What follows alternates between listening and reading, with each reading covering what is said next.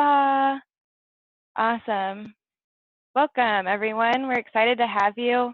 And I'll introduce our host today. We have Josh Bureau.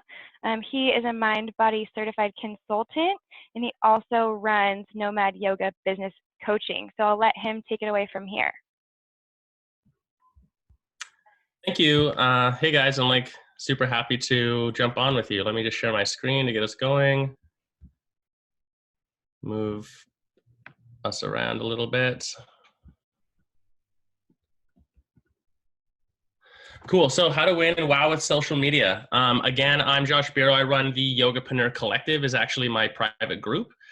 And I help yoga studio owners run profitable yoga studios and change lives. joshbureau.com is my website. But today, what we're talking about, I just have to jump out for a second and move this up and out of the way. There we go. Today, what we're talking about is obviously social media, but how it pertains to your wellness business. So we're going to go over 4 primary things, mostly why you need to get more social, how to leverage different social media platforms to really broadcast your message, what to post and where to post it for maximum exposure, and also how to target your audience to maximize your ad dollars. And I think that's one that a lot of you guys have maybe had some frustration with, because I think a lot of us wellness business owners do. So the way that I would say it is, online marketing is the extension of your business's value communication beyond your physical space. Or very simply put, like this weird dude over the fence, it's where people's eyeballs are. And I often run into yoga studio owners, for example, that make the comment that they're not really into social media personally, and then that makes them reluctant for them to participate from the business side. And all I would say is, in 2019, you must be on social media. Even if you don't use it or like it, your business must be, just because it's where people are looking, and it's your ability to then give your value to your clients when they're not in your physical space. So you have more communication with them. Basically, social media is like the great equalizer of our time. So if any of you guys are like a small mom and pop shop situation, single location, this is your ability to then reach into your local community and communicate what the value of your product offers is to those people, and really have a fair platform to potentially compete against, larger centers who have a big marketing team behind them. Because if you're a single operation, you probably don't have a 10-person marketing team. As far as which platforms to go on, though, it gets a little bit hairy, and it's really easy for us to get overwhelmed. So I just want to jump in on a couple of the platforms here. These are the 2 big ones right now for anyone that's in the wellness business: Facebook and Instagram. Simple as that. And there's a few other platforms you probably participate in. I'll touch on those in a second, but these are the big ones.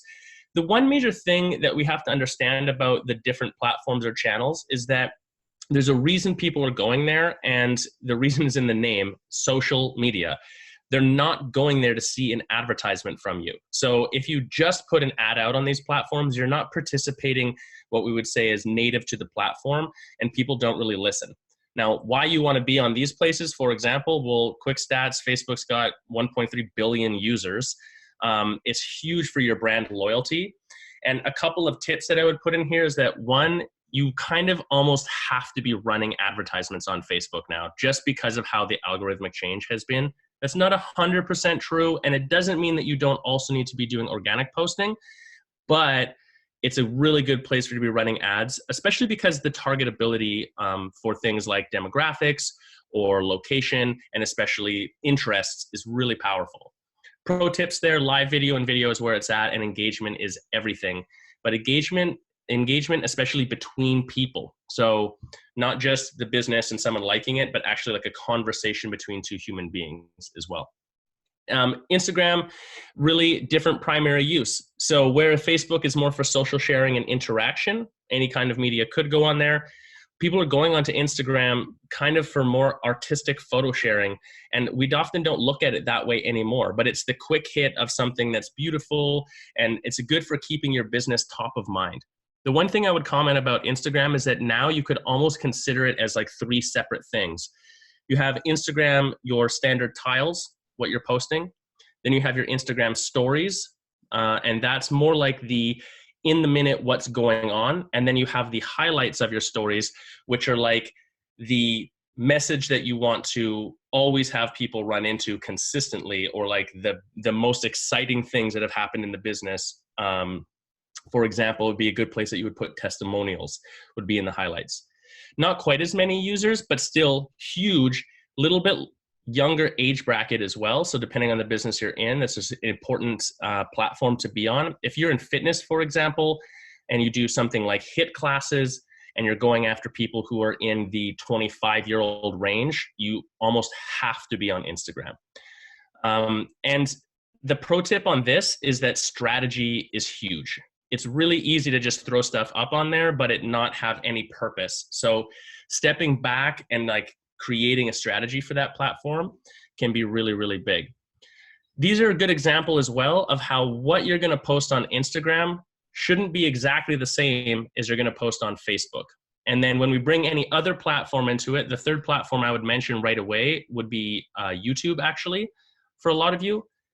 YouTube has massive growth right now. It's the second largest search engine, owned by the largest search engine in the planet. So if you want organic search to work, then YouTube is going to be important moving forward, and people watch and listen to videos. So YouTube, again, though, is a different platform, and the way people consume content there is different. So I'm probably not going to watch, well, one, you can't watch a 30-minute video on Instagram. I'm not going to watch a 30-minute video on Facebook, but I would maybe watch one on YouTube. So even if the subject matter is the same, what you post on the platform should be native to the platform. How you define that is when you go to the platform, how are people actually using it in their regular day-to-day lives? The ultimate goal here is engagement. Engagement is everything. All of the algorithms, whether it's the ad algorithm, the regular algorithm, or just the algorithm in everyone's brains who's on this thing, is about engagement. It's the social proof, it's the interaction, that's why they're there, essentially. So when we're talking about these platforms, what we immediately arrive at is that's, in my opinion, more important than where to post is what do you post? And simply put, you need to post value. Remember, social media, people aren't there for your offer. So the couple of questions you can ask yourself is this shareable? If you have a post ready to go with a photo and a write-up, and then you look at it and you think, hey, would somebody share this onto their personal platform so that their friends would see it? And if you think no, then you might want to really question it, because how much value could it possibly be adding to someone's life, which is the second question. Basically, make it interesting. And then the things that we see as mistakes are that people post things that aren't clear. They don't have any specific angle or point that they're making, or there are too many points, or it takes too much effort to consume all of the information and think about it. You can post at pretty high frequency on a lot of these platforms. So usually singularity in message and like hyper clear on the message is what's going to land the best for people. And again, post native to the platform that you're on. So a couple of quick social media hacks. These are just a quick list for you guys. One, video is where it's at. If you love being on video, excellent. If you hate being on video, start love being on video, because everything is pointing towards video. More importantly than video specifically, the image, what I would say is the sound. We're moving towards a culture of sound. I would predict that in the very near future, we're going to be listening to things more than we think. YouTube is an example. A lot of people turn YouTube on to listen to the information. They don't even watch the video. Some of the most viewed YouTube videos of all time are the music videos. So there's an example. Facebook specifically, live video is huge. It's not dead. I read an article, someone said live video is over. It is absolutely not over. It still gets 3 times more watch time and 10 times more commenting and engagement. Now, live video specifically, what I would say to consider though, is that people who don't know your brand, don't have any rapport or affinity with you, are probably not going to participate with your live video very much. It's the people who you do already know. So live video is a great way for you to have a high value communication point on Facebook with the existing clients and fans that you already have. Instagram, one of the quick hacks, because a lot of people miss this, as you see the red arrow in the bottom of the screen there, put the actual business name in your handle. So we see quite often, and that's for searchability. When people search, You know, you hear people talking about hashtags and stuff like that and how important that is. Yes, it is important. But also, when you search, it's looking for the actual title name or the handle name in Instagram. So if you can put it right into, now you have limited characters, but if you can put it right into the handle, you show up better on search in your area. YouTube, the thumbnails matter. So the first image is what really helps people decide to click on you versus other things. But in general, for any platform, these ones, and then even the platforms we're not talking about when we talk about like Twitter, Google, Reddit, Quora, like all of these other things, definitely you want to have a strategy. And I would highly, highly, highly recommend creating a calendar. So where social media becomes stressful is when we're trying to post in real time all the time, because then it's like this slow burn and we always have to create more content.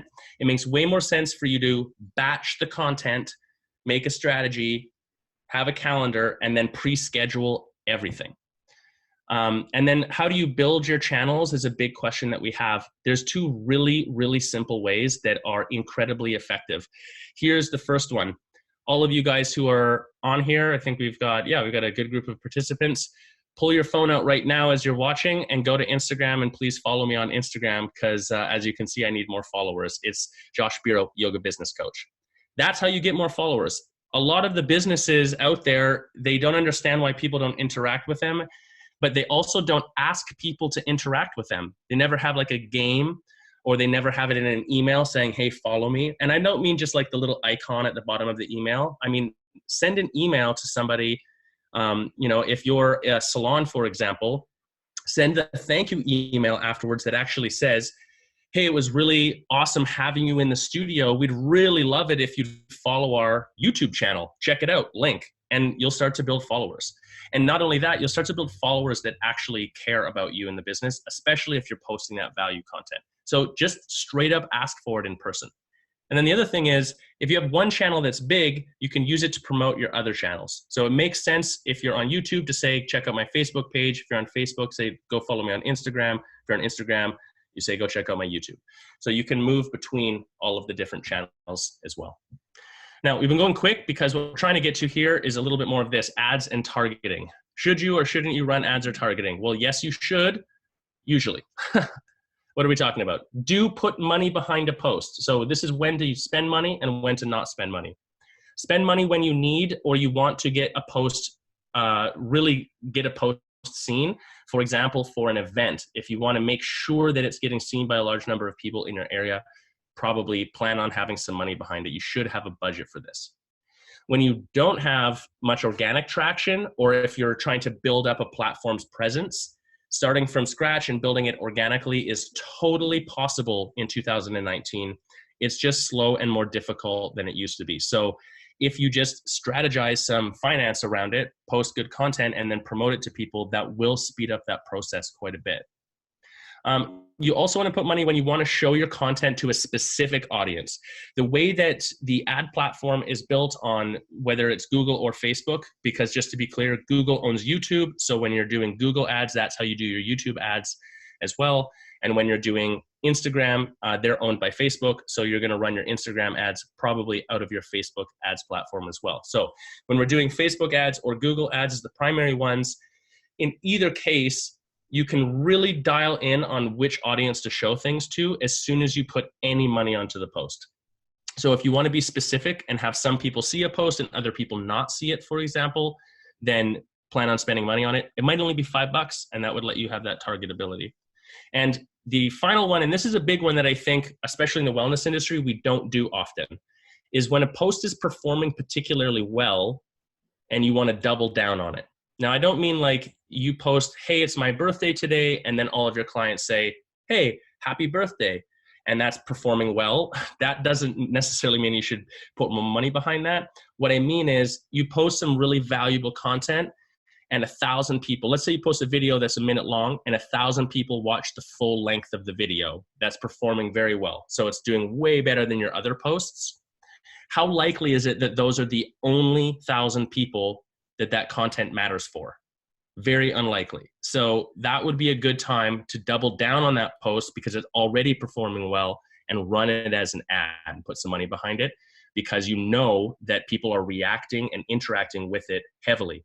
Also, when you run an ad from an existing post, it brings the social proof of all the previous comments and likes and stuff with it. So as soon as someone new sees it, it looks super popular, which is good for your status. I would not, on the other hand, put money behind posts when your content is shit. Excuse me, I don't know if we're supposed to say that in here. Or you run the risk of unbranding yourself. So don't post garbage and then put money behind it. That won't help anything. It just makes it worse. I would never put money behind it just because Facebook or another platform tells you to. You probably get that notification on Facebook, hey, this post is performing better than other posts, or other people like you put money behind these posts. Don't just listen to that. Sometimes it could be true, but I would just say Facebook's job is to try to get more money out of your pocket. So that's usually not the best strategies just to follow that. If you have no larger strategy, no purpose, then it might not make sense to put a lot of money behind posts. You want to have some strategy first. So I would always start with that strategy.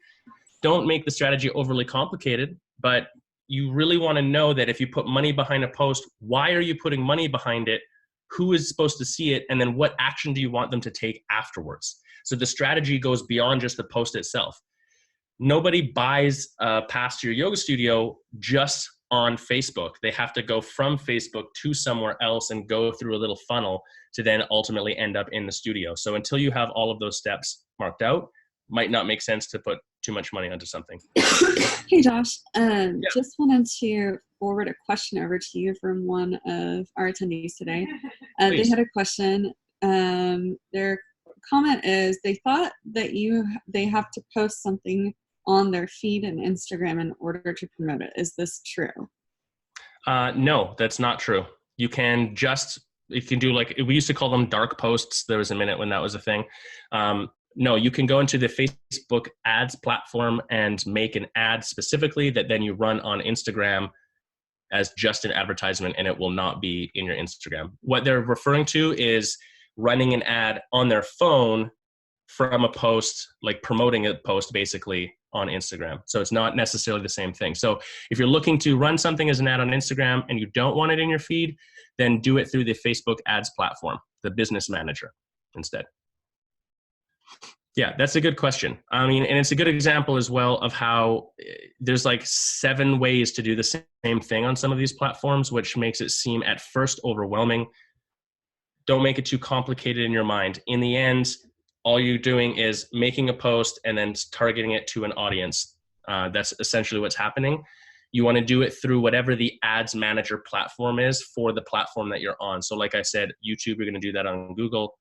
Facebook's on Facebook's ads manager, or Instagram's going to be on Facebook's ads manager as well. And then to finish this off, yeah, don't throw money at posts at random without a budget plan. It's really easy way to just waste some money. So it's a good idea to have a budget and know that you're staying within it in general for obviously all of your marketing, but specifically even for your social media. And if you're not going to go back and measure, how do you know if you're getting the results you want? So the other big thing about money and when you might want to pause on spending any money would be that you're going to just put dollars onto a post and just cross your fingers and then leave. Because there's the second phase to when you run an ad or put money onto a post, and that phase is the measuring phase. What did that money actually create? Did more people see it? Did someone interact? Did we convert anybody? Did someone come in and buy something? Like, what actually happened? Was that even the goal, that they needed to buy something? Because it's quite often we would just put dollars behind posts for engagement, not actually asking them for a sale. And if you're not clear what you want the dollars or spend to do, that sort of ties into the same thing. Now, a couple of things that come up for sure that we want to just touch on really quick is the Facebook pixel or the Google tag. What the heck is a pixel? Do I have one? Do I need one? Where do I put it? So it's really quite simple. It's a piece of code that you put on your website, and it acts as a communication line between the ads platform and your website. So Facebook, every single one of you right now, a lot of you will already have this done. You can go to the Facebook Business Manager, create a pixel. You only do it once, put it onto the header code of your website, and Bob's your uncle. That's it. You're done. You don't have to do it again. But what it allows you to do is say, if someone visits my website, send that person an ad. which would be a good idea in a lot of cases, because if you think for a minute, when's the last time you were just perusing websites? I mean, we just don't do it. If someone ends up on your website, that's not a small action in 2019. That's a big action. That's someone expressing extreme interest in your business and extreme interest in needing to solve a problem that your business might be able to solve for them. So unless they come into your physical space immediately after your site, it's a good idea for you to try to stay top of mind. And if they're actively researching and going to people's websites and they land on yours in that researching phase, you don't want your website and your message to get lost amongst the crowd of the other 10 places that they found. If you're in a larger market, especially. If I'm looking for a yoga class in San Francisco, there's one on every corner. So if I'm going to websites and I land on yours, by the end of the next hour, I forget about the existence of you and your studio altogether. But if you have ads retargeting me, you've just reminded me, hey, don't forget we're here and we're awesome. That might end up bringing me in, whereas otherwise, and it might really differentiate you from the crowd. If you're going to be running any regular ad campaigns and you're going to be measuring them, you essentially have to have this on your site as well, because it's how you can track someone clicked here and they went to my site and they did this thing. Now, audiences are where a lot of the magic happens. I've made this really brief just for the sake of brevity and for our time. But here are the major pointers that I would say, and there's more power in audiences in a wellness business with MindBody than you might really think. So the first is, we often over-target, especially if you are a single or only a one city. Even if you have multiple locations, but you're only in one city, we often over-target. We go onto Facebook or we go into Google or we go into whatever, and then we say, okay, I want women who are 25 to 29 who like dogs, who are a Facebook business manager, who also eat ice cream. And we try to target that person. Well, you just eliminated like 98% of the people around you. And remember the stats that it's still only 2 or 3 out of 10 people that even pay for fitness or pay for a lot of wellness things, including salon, on the regular. So there's a lot of people that we can inadvertently eliminate that would be totally interested in our business. So the suggestion is, start by sending ads out that are a pretty wide audience. They're going to be your geography plus a space, maybe just male or female, and an age bracket. That's it. Don't over target.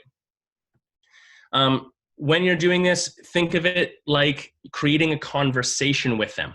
And that conversation needs to matter to them. So offer value, try to get their engagement, and then ask them for something.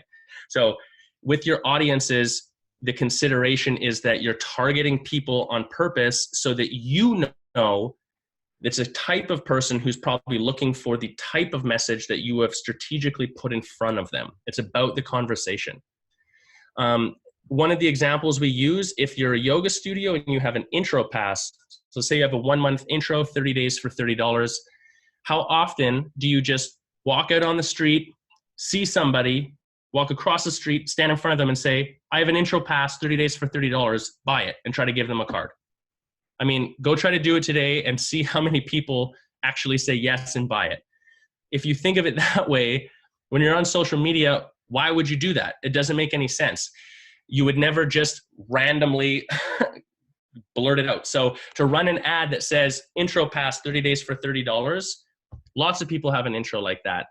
It's just noise. People are going to shut it out. We get 3,000 types of offers a day per person right now in North America. We're good at shutting shit out.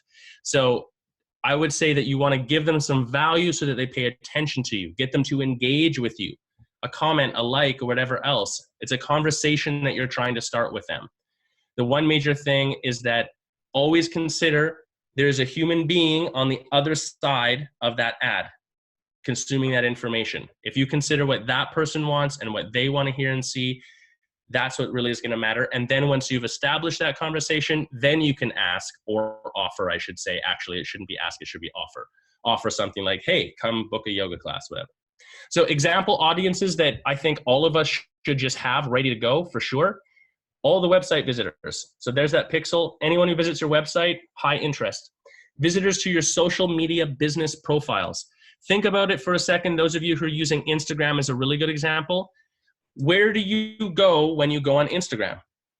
maybe your own profile if someone else has liked stuff on there, but you definitely scroll the feed and you probably go through the Instagram stories. I would bet that you spend 80 to 90% of your time in one of those two places, which just means if you did click on somebody's name and ended up on their business profile, it must be because you really wanted to see what that person's about. The level of interest and intent that you have towards that business is way higher than the normal things that you see on the platform. So if someone ends up on your Facebook business profile and your Instagram business profile, they're a good vetted lead. I would be retargeting them. Now, the other thing we can do is we can export our list from MindBody. You use the mailing lists report. You would export the whole thing to Excel, reformat it as a CSV file, and you can actually upload it into both Google and into Facebook. And that would let you target that list with ads.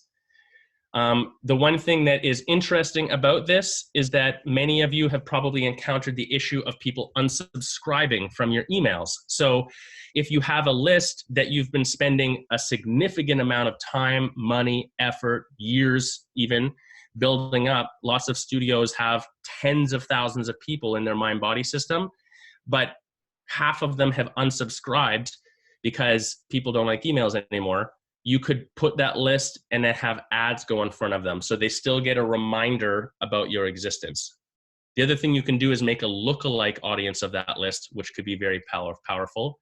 The second one from MindBody is the MindBody Online's big spenders list. So there's the big spender report. You can export that, do the same thing, because those are the people that are the top demographic for your business. I would definitely be especially making lookalike audiences of the big spenders list. And general wide audience based on geography. So like I said, this is the total freebie. If you're gonna run ads as a yoga studio for your yoga class, I would do something that's very low barrier of entry up front. And the starting audience that I would do would be a video ad to women aged 25 to 55 within X mile radius, probably 5-10 mile radius of your physical location. That's it. That's the audience right there in 90% of cases, at least the first one. So kind of to sum this whole thing up, consider that, and we're going to do question and answer because I see you guys got a bunch in the chat there. So we'll jump on that in a second. The basic goal of any post, doesn't matter if it's an ad, if it's targeted, if it's just an organic post or whatever, is engagement. That's the major understanding that you've got to have about this stuff. And the example of what engagement looks like, if it's an ad, it's a click. So the ad is only asking them to do one thing: click the ad so that they go to wherever the rest of the stuff is. If it's not an ad where you're asking them to click to go somewhere else, the click is like, or the click is comment. That's basically it. So a couple of other resources.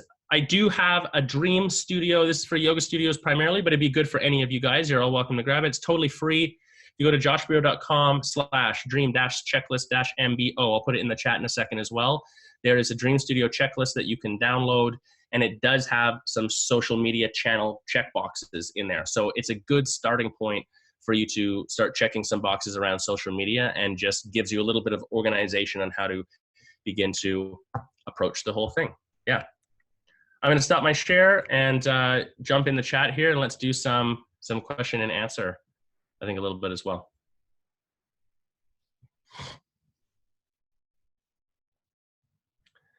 Will we get an email? Oh yeah, email a copy of this.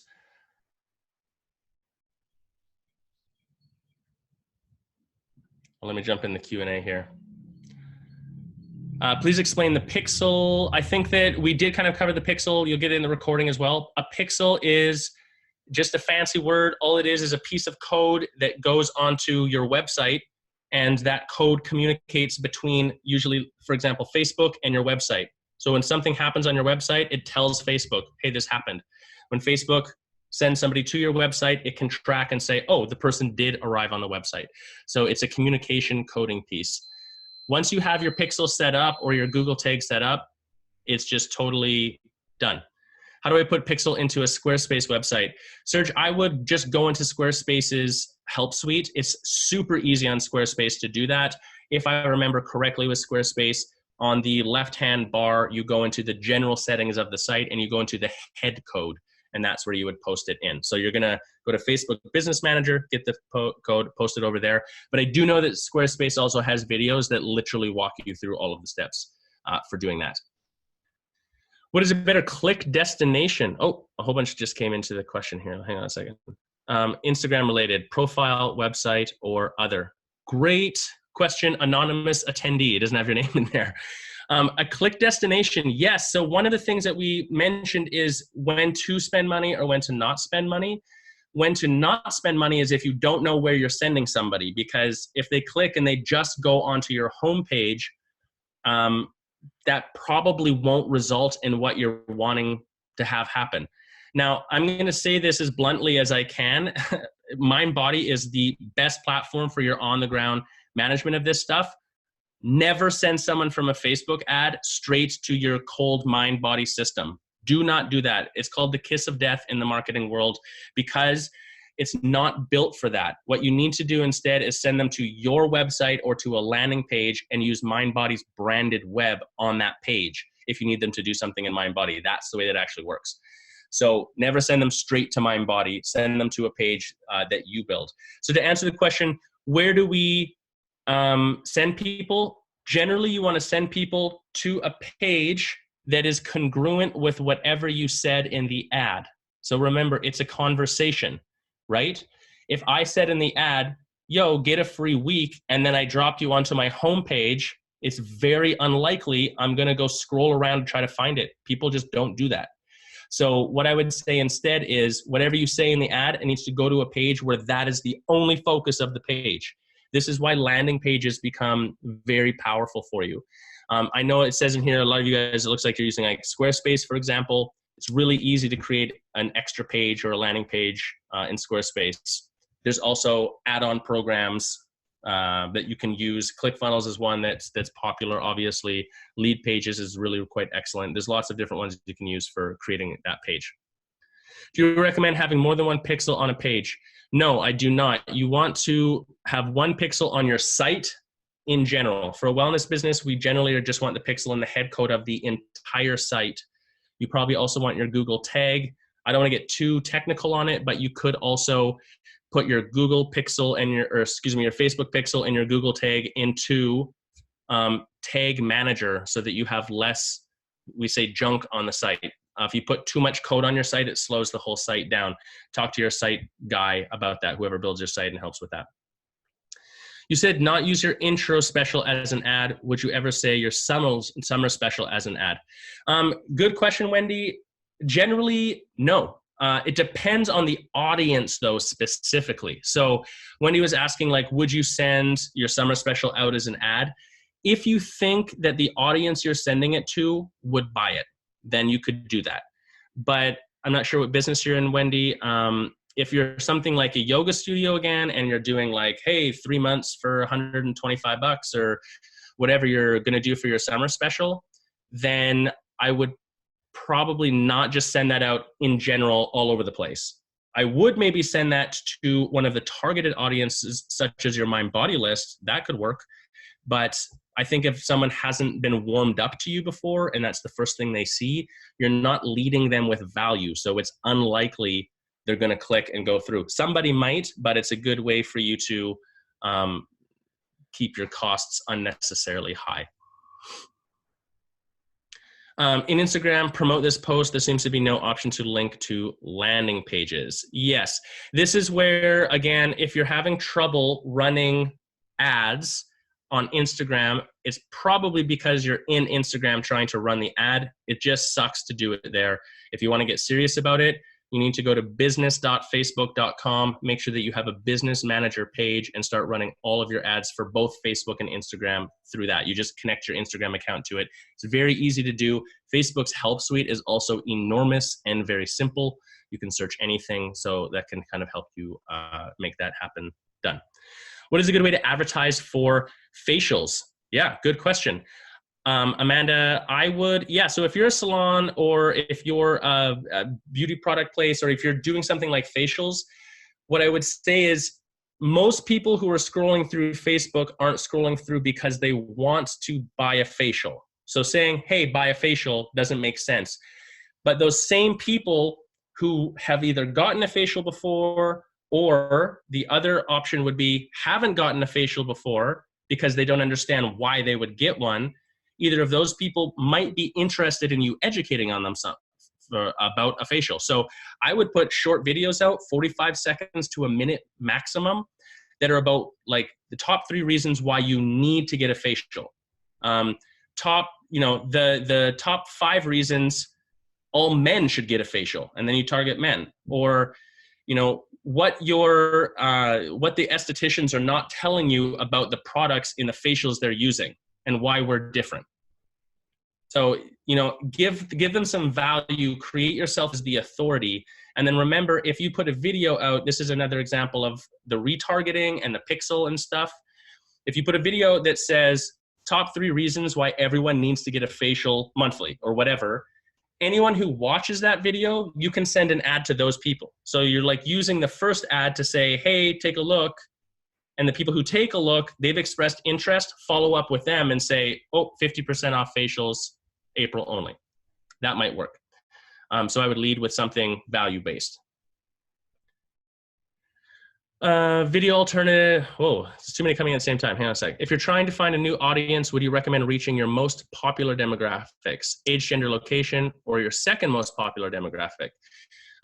I think I understand your question, Autumn. If you're trying to find a new audience, when we're saying new audience, I would always start wide and then get narrow. So if you've already done a bunch of wide audiences, you've got retargeting audiences, everything else, and then you're trying to like niche down, then yes, then I would say you could go, smaller. Usually location's going to stay the same, but you might play with age and gender a little bit.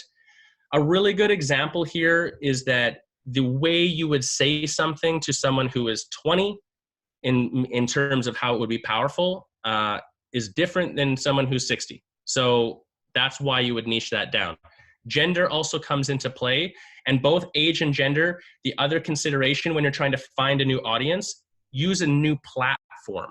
So right now, in terms of interaction, especially in wellness businesses, Facebook and Instagram are where it's at, especially for women. Instagram is generally a little bit younger, Facebook generally a little bit older, so like 35 and older. So if you're going after the niche of women in their 50s, I would use Facebook. On the other hand, if you're going after 30 to 40-year-old men, they're not using Facebook in the same way, but they are, all of them, every single one of them is on YouTube for sure. So even if they don't think they are. So YouTube would be where you would show up for that audience as well. So that can help you find a new audience without it being about targeting. It's more about where you show up as well. What types of websites are more popular currently? Example, HTML, word processing, like that. We're not going to talk about websites too much. I think it's just outside of the scope. Squarespace is an excellent website for the majority of people. It lets you do some custom coding. It's one that I definitely would recommend if you want to do it yourself. If you're going bigger and for longevity and you're going to hire someone to code on a site and you want maximum flexibility for all time, just go on WordPress because you can do basically anything there. You might just need to pay someone to do it if you're not a coder yourself. Great info. Are there professional people who help set this up, or do you do this? Thank you, Deborah, for asking. I work only with yoga studio owners. That is my niche. That is the language that I speak, and we do work directly on this stuff, even one-on-one, and set it all up, and have professionals on my team that do that. So if you are a yoga studio owner, go to joshbiro.com. There's even a free call that you can sign up for there, and I can let you know about how that all works. Yeah. Do you have to spend money? Oh, where did it go? Holy cow. Okay, I missed that one. Sorry, we'll come back to it. How long should the live video be? This is actually a good question. Thank you so much for asking this question. You're saying live video, but honestly, how long should any video be is the question that comes up. And the answer is only as long as necessary. That's it. Now, the one caveat to this is understand that on Instagram, nothing that's longer than 59 seconds, like 1 minute, it won't post. So you have a maximum on Instagram of 1 minute, but More importantly than that on all other platforms is how long does your video hold somebody's attention? All of us on this call, if the movie is good enough, will sit through a 3.5-hour marathon movie at the theater and pay way too much for popcorn as well. But all of us have also experienced seeing on our phone a video pop up, and after 4 seconds, we're like, nope, out, because the value isn't there. So the question is not a question of length of time. The question is quality, value, and can you keep it going? So at no point in a video should it lag, should it get boring, should it get repetitive, should you not be giving value? Because as soon as that happens, and it's fast, 5 seconds, 10 seconds, it's out, people are done, they're not gonna be in there. The other sort of tangential but important detail is most videos that are on Facebook or Instagram, I guess for that matter, are watched on someone's phone with the sound off. So you need to have subtitles on the video, which you can automatically generate in Facebook anyways, because people are gonna read the video and then turn the sound on. The second detail is any video on any platform, you have 3 to 5 seconds to get someone to pay attention to you. So if you don't say something massively interesting to me in the first 5 seconds, you lost me, it's over, I'm gonna keep scrolling, I'm gonna move on to something else.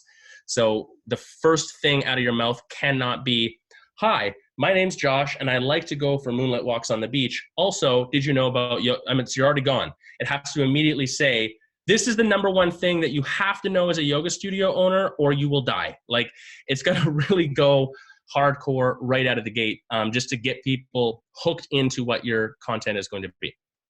How do you import the mailing list into Google and Facebook ads?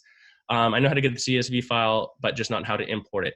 Yes, Serge, you'll have to just check their help suites. It's too many steps, but it's pretty straightforward. Basically, you're going to just go into Facebook, for example, the Facebook ads platform, and you're going to create a custom audience. You can either do that by itself, or you can do it in the midst of creating an ad on the platform. And then you would say customer file, and you would upload the file to the platform. And then it's saved there and you have it for all time. Yeah. Hey, Josh, it looks like we're kind of coming up on time. So if you want to just go through one more question and then we'll wrap it up. There's so many good ones in there. We could keep going all day. We could keep going all day. This is fun. They're coming so fast, I keep missing some. Okay, I'm going to scroll down a little bit.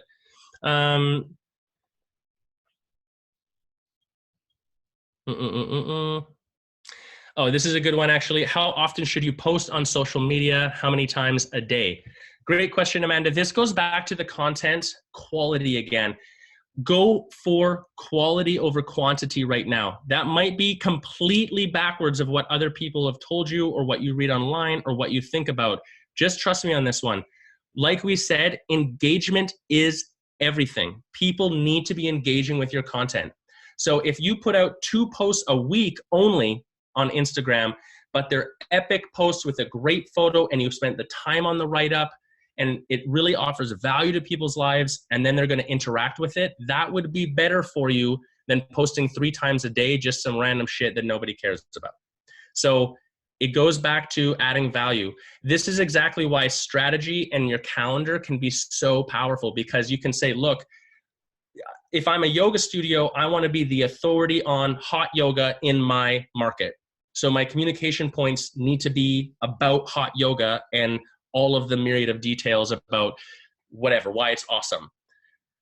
Create that content, make it super high valuable, then create it so that it is going to appear native to the platform for Facebook, for Instagram, for YouTube, for Google, whatever else. Get it all together and then have a calendar and pre-schedule it. Now I created 30 pieces of content, or let's use the example, 50 pieces of content, and then you schedule it out to drop 1 per week on all platforms for the next year of time. So it sounds like a lot of work up front, but really we're talking about 1-2 days of hard work, and then for a whole year, quality content once a week is dropping out. Then next month, do it again, then you have 2 a week. Then the next month, do it again, then you have 3 a week. So that would be one of the strategies you could use. So to directly answer the question again, just to make sure I'm thorough, how many times do you post? As many times as necessary to get your message out there, as many times as you can, as long as the quality of the content is high and your stress level is low. If you're a wellness business owner, burnout is extremely real in our industry, you guys. You got to take care of yourself. So if you're stressed about making 5 posts a day, not a good idea. Go for quality, post once a day, maybe once every couple days instead, get interaction. Thank you so much, Josh. That was really awesome content, and I know that everyone enjoyed listening to that too. Probably put a lot of ideas into all your brains about what things you can start doing right now for your businesses to start marketing yourself out on social media. So thanks, Josh, and thank you for everyone who attended. Again, this is recorded, so I'll send out a follow-up email so you guys can all see that, as well as some other resources. But if you're looking for more details, I know, Josh, you put your info up there so that they can get in touch with you. And if you have any questions too, we have a resource center on mindbodyonline.com that has some helpful checklists and guides along this topic. Did you have something else, Josh? Oh. Just thank you. Thanks, everyone. We'll see you at our next webinar. Have a good day.